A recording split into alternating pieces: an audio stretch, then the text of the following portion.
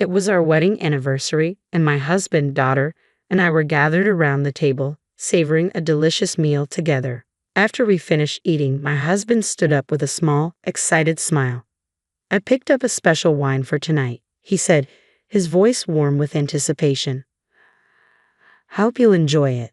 "Oh, that's so thoughtful of you," I responded, smiling back. "Let me open it.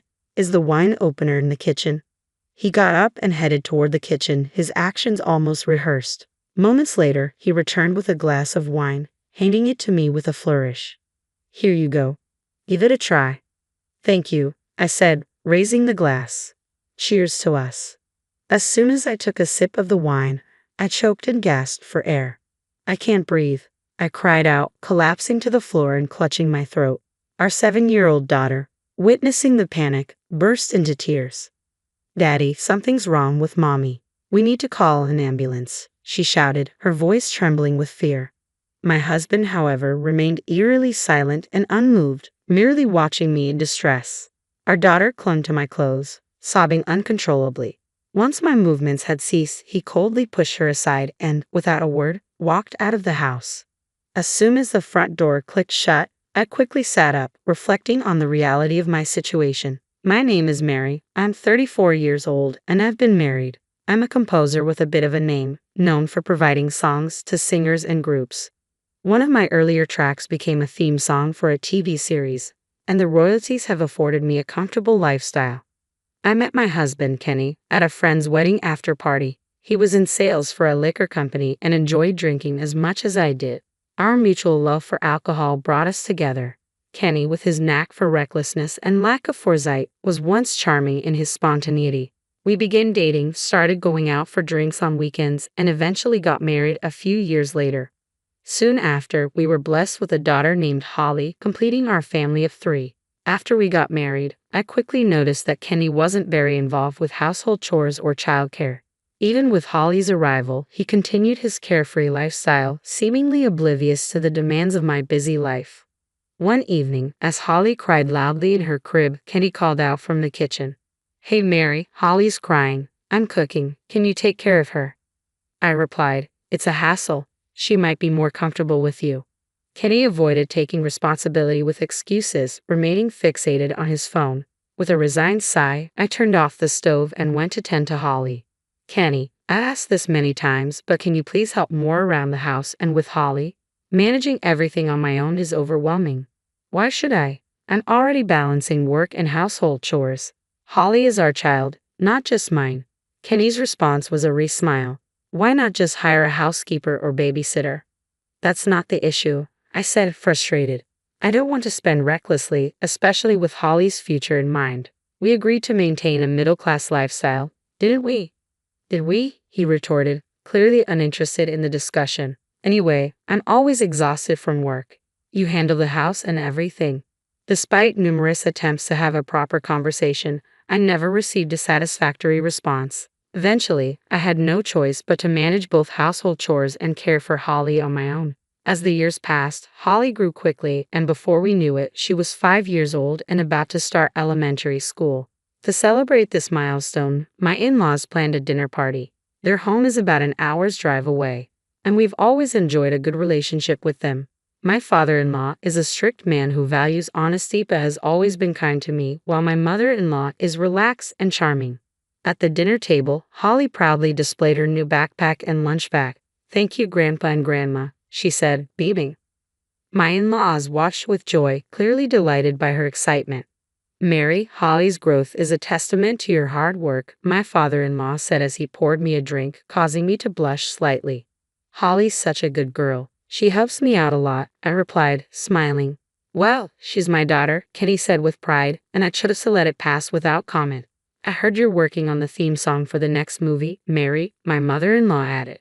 "Yes, the song is ready. The movie is scheduled for release next month," I confirmed. "Kenny, you have a wonderful wife. You must be very proud," my father-in-law remarked. However, Kenny's expression remained unchanged, and he didn't seem particularly pleased.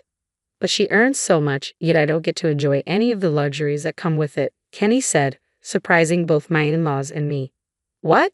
we all exclaimed, taken aback by his comment. Kenny continued. People call her a prominent composer, so I expected a better lifestyle. She never gives me any pocket money and refuses to enhance our quality of life. She's stubborn and stingy. Hold on, Kenny, my mother-in-law interjected. You both live in a beautiful apartment. Didn't Mary buy that? Yes, my father-in-law agreed. And isn't it a man's role to support the family rather than rely on Mary? Have you considered working to increase your own income? Yeah, got it, Kenny grumbled. And that was the end of the conversation. I felt a mix of irritation towards him and gratitude for my in-law's support. Soon after, Kenny started coming home late, claiming it was due to work. At first, I wasn't too concerned, given that his sales job often required overtime. But then, he began spending even his days off away from home and was always glued to his phone when he was there. His interactions with Holly and me grew increasingly distant. One Sunday, Holly had planned a special outing with Kenny. She gently shook him awake. Dad, it's already 9 o'clock. Remember, today was supposed to be our outing day. At Holly's words, Kenny suddenly sat up and without saying a word roughly pushed her aside. Holly, taken aback and with tears welling up in her eyes, stumbled back. What's going on? I demanded, gathering Holly in my arms and raising my voice. Kenny, now fully awake, looked clearly irritated. I have other things to do today, he snapped. I needed to sleep a bit longer. Did you forget your promise to Holly? And how could you push our daughter like that? I demanded, my frustration clear. Be quiet, you're both in the way. Get out of the bedroom now, Kenny shouted, forcefully ushering Holly and me out before getting ready with meticulous care and leaving the house. His behavior was completely unforgivable, especially towards Holly. As I comforted Holly, my doubts about Kenny deepened. A month later, one evening after a particularly exhausting day at work, I collapsed into bed after tucking Holly in. In the middle of the night, feeling thirsty, I went to the kitchen for a drink. As I stood there, I heard Kenny's cheerful voice coming from the living room. It sounded like he was on a call with someone. I strained to hear what Kenny was saying, my curiosity piqued. Suddenly, a phrase that stopped me in my tracks reached my ears. Beth, you're the only one I love. I was stunned. This was clearly a conversation with another woman. Infidelity. Just as I was about to confront him, I overheard another disturbing statement. Also, start the plan for the wedding anniversary in 3 days. Everything will go as planned. Kenny continued discussing the details of this plan over the phone. I was chilled by the implications. What's going on? Kenny is not only cheating but also scheming something with her. I quickly slipped my recording phone back into my pocket and retreated to the bedroom without being noticed. When Kenny returned later, he fell into a deep sleep beside me, but I couldn't close my eyes at all. The next morning, after Kenny left for work, I took some time to collect my thoughts in our room. Initially overwhelmed by sadness, my feelings quickly shifted to anger. I know this myself, I resolved. I went to an electronics store and purchased security cameras, installing them throughout the house. 3 days later, on our wedding anniversary, Kenny had been unusually affectionate since he woke up. Mary, today is a special day, he said warmly. Yes, it is, I replied. I'm glad you remembered, he said, smiling. Of course I remembered, Kenny said with a smile. I know I've been coming home late from work lately, and I'm sorry about that, but today, I'll be home early. Let's celebrate our wedding anniversary. I'm looking forward to it, I replied. I've prepared a special meal. Mary, I truly love you, he added. Feigning ignorance, I simply nodded as Kenny headed off to work. Once he was gone, I calmly continued my preparations. At around 6 o'clock p.m., Kenny returned home. I had arranged a lavish dinner and was ready to greet him. How was your day, Kenny? I asked. Dad, you came home early today? Holly exclaimed. Holly was thrilled to see Kenny home earlier than usual, her excitement evident. Watching her joy while knowing what was to come weighed heavily on my heart. I felt a pang of sorrow as I looked at her. I'm sorry, Holly, I whispered. Kenny looked around the table, taking in the feast I had prepared. Wow, this looks amazing. Shall we dig in? The three of us gathered around the table and enjoyed the meal together. As we finished, Kenny reached for something he had set aside. I bought a special wine for our anniversary. I think you'll really like it. Thank you. That's very thoughtful of you. I'll go ahead and open it. Is the wine opener in the kitchen? He spoke in a rehearsed tone as if reading from a script and headed to the kitchen. Moments later, he returned, pouring the wine into my glass. Here, Give it a try. Thank you. Cheers, I said, trying to remain composed. As soon as I took a sip, a wave of distress hit me. I can't breathe, I gasped, clutching my throat and collapsing. Our 5-year-old daughter, horrified, cried out, "Daddy, something's wrong with Mommy. Call an ambulance." Kenny remained silent, watching me in agony while our daughter, her face streaked with tears, desperately tugged at his clothes. When I finally stopped moving, Kenny pushed our daughter aside and left without a word. As soon as I heard the front door slam, I quickly got up. I had anticipated this outcome. Holly, seeing my calmness, looked stunned, her face streaked with tears and snot. I held her gently. "I'm so sorry, Holly. It was a terrible prank, a really cruel one. I never meant to frighten you." "A prank? I thought I lost you," she sobbed, clinging to me. In the shadows, a group of onlookers watched with bewildered expressions. Kenny came home late that night. "Is Holly asleep already?" Kenny asked as he walked in, his voice tinged with annoyance. I remained hidden in the darkened living room. "Welcome back, Kenny," I said, flipping on the light. His face went pale, clearly shocked by my sudden appearance. "Why are you still here?" he asked, disbelief in his voice.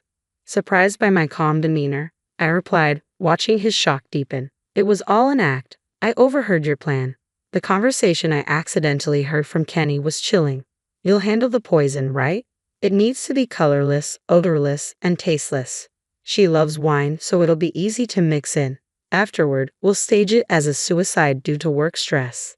Once she's out of the picture, we'll inherit everything. The insurance, the royalties, and even this apartment. It'll be the start of our new life." When Kenny realized I knew about his plan, his face flushed with anger. "You eavesdropped. That's despicable," he shouted. "Even if it was an accident, discussing such things at home was foolish." "That's how I gained the upper hand," I replied calmly. Kenny's rage only intensified as he glared at me. He then grabbed my bag and pulled out a small, unfamiliar bottle. It was clearly not one of my things. I guess it was intended to frame me for a supposed suicide. "Now that you know, I have no choice but to make you drink this." "There's still time to stop," I pleaded, trying to find a way to escape. Just then, a loud voice echoed through the room. "Kenny, stop." "Dad." Both my in-laws appeared in the doorway, their expressions stern. "Why are you two here?" Kenny demanded, bewildered. "We've been here since this evening at Mary's request," my father-in-law explained, pointing to a surveillance camera mounted in the corner. "We were monitoring the feed from another room. We saw everything from when you poured the contents of that bottle into a glass to when you hid it in Mary's bag." Kenny's face went pale as he realized the camera had captured his every move and that my in-laws had been watching the footage in real time. Staring at the camera, he looked utterly stunned. "That's not all. I recorded the entire conversation," I said, pulling out my phone and playing the audio. The incriminating evidence made my in-laws wince and Kenny's face drained of color. "With this recording, the camera footage, and the remaining wine as evidence, it will be easy to report you to the police." Kenny immediately dropped to his knees in front of his parents. "Dad, Mom, please help me. I don't want to be labeled a criminal." "You don't want your son to be arrested, do you?" "You idiot," my father-in-law said coldly, delivering a sharp blow to Kenny's face that sent him sprawling. My mother-in-law looked on with clear disdain. "It's not just what you did to Mary. You didn't even consider Holly," my father-in-law said, his voice full of condemnation. "You made her cry, and I can't forgive you for that. I can't even think of you as our son. We've already reported you to the police. They should be here soon." "Accept your fate," my father-in-law added. Seeing that he was abandoned, a tearful Kenny stumbled toward me. "Don't come any closer," I said firmly. "Mary, please forgive me," Kenny pleaded. "If you don't press charges, I won't be arrested. I only love you. Let's start over as a family with Holly." "Do you really expect me to believe that after everything you've done, after trying to take my life? There's no way I can ever forgive you." "I'm so sorry. Please help me. You and your mistress both," Kenny begged. "I will never forgive you. Accept your punishment." Before he could say more, the sound of approaching police sirens grew louder. After the incident, Kenny and his mistress were convicted in court and sentenced to prison. Kenny and I finalized our divorce through our lawyers.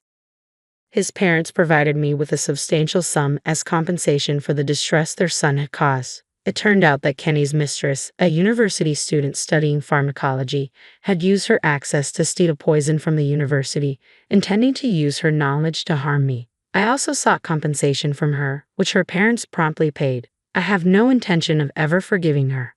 While Kenny is serving his prison sentence, neither I nor his parents have visited him. They've made it clear they'll support him once he's released on parole, arranging for him to settle and work far from here. I sincerely hope Kenny never crosses paths with me or our daughter, Holly, again. Holly and I have moved to a quiet, peaceful place. I told her, your dad is working far away now. When she replied, he doesn't have to come back, I couldn't help but smile, though it was tinged with bitterness. From now on, I'm focused on leading a calm and positive life, cherishing the future we're building together.